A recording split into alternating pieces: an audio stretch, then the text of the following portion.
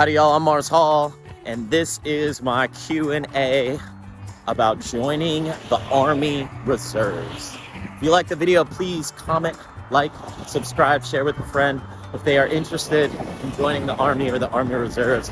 Let's get after it. Question number one, what am I looking to do? And I guess this can also segue to what will my MOS or my job be in the Army? I am going for 35 Foxtrot, which is an intel analyst. Question number two, why not the Navy? So, thing with the Navy is you gotta be born for the water, you know what I'm saying? And I don't think I was necessarily born for the water. I don't have a problem with it. Somebody told me something one time about the Navy. If I want to join the Navy, I better be prepared to be cold and wet. I'm fine with those things separately, but together kind of seems like a mess. And I'm sure I'll be cold and wet in the Army, but there are a lot of other reasons why I chose the Army. So that's why not the Navy. And what really made me realize I wasn't supposed to be in the Navy is I did some cold plunging with a guy from the Navy. And when he got out of that cold plunge, he looked alive.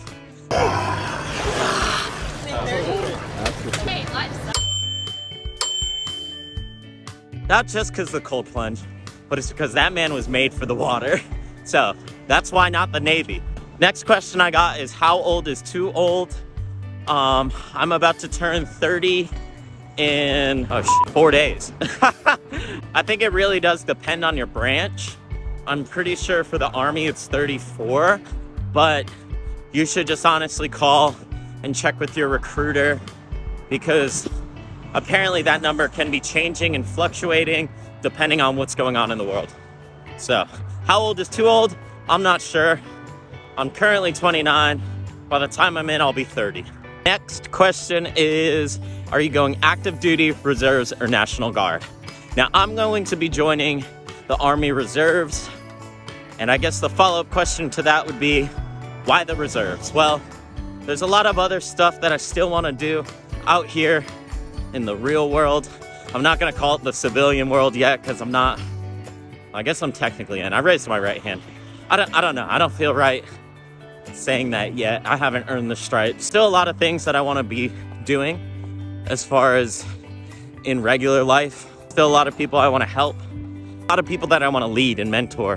And a lot of things I want to do that being full-time active duty wouldn't allow me to do. I just didn't know that much about the National Guard. As I do more research, sounds like a cool thing. I just felt like the reserves was the right choice for me. So I am joining the Army Reserves. The next question is, when do you ship? I ship May 6th. So I'll be here for the 4-year anniversary of the gym that I work at being open, also known as Star Wars Day. May the 4th be with you. And I'll be here for Cinco de Mayo. And I am so excited to go and ship out. So yeah, that day could not come fast enough. And I'm so grateful to my recruiters for getting all my paperwork done. And I'm stoked. I'm stoked. It's an understatement. The next question is a big question that takes a longer kind of explanation. The next question was asked multiple times and it takes a longer response. So why did I decide to join the Army Reserves or military in general? What made me join? Got that question a lot. So I'm gonna finish this run and then I'm gonna answer that question. If you guys have made it this far in the video, I'd really appreciate it if you could like it, share it with somebody who's interested in joining the military, and a question for you guys to leave in the comments below. Would you ever consider joining the military? Why or why not? Leave it down below. So, big question.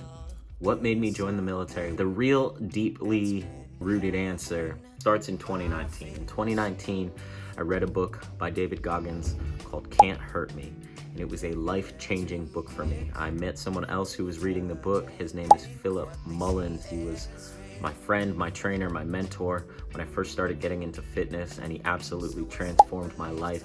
He was the one who said, hey, you can get out of the small town. You can move to a bigger city and try to accomplish some things. And I moved to Austin in the year of 2020, and I somehow managed to accomplish some things. And now I'm just looking for the next big thing to do. But from reading that book in 2019, I wasn't running, I wasn't exercising, I wasn't doing anything really, really that crazy with my life.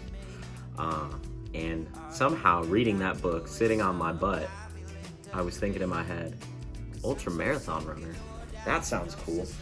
I don't know why I think I could do that, but I could see that being a thing I say about my life one day. Last year, I became a 3-time ultramarathon runner. Once I did that, I missed the registration for a 100-mile race at the beginning of the year, which would have been the best time to do it in Texas because it's really, really hot.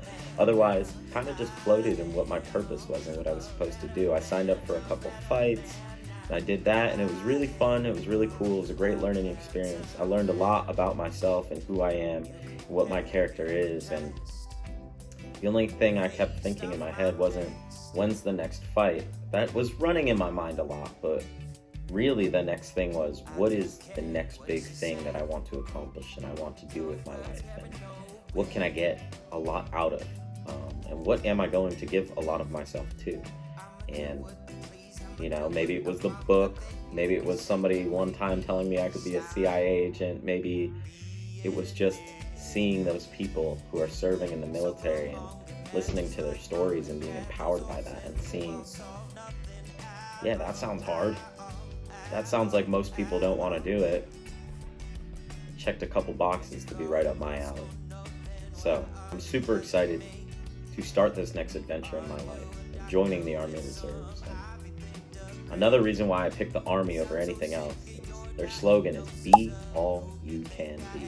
And that is a motto I've been living my life by since 2019, since I've met Philip Mullins, since I started reading Can't Hurt Me by David Goggins, since I was introduced to people of that nature.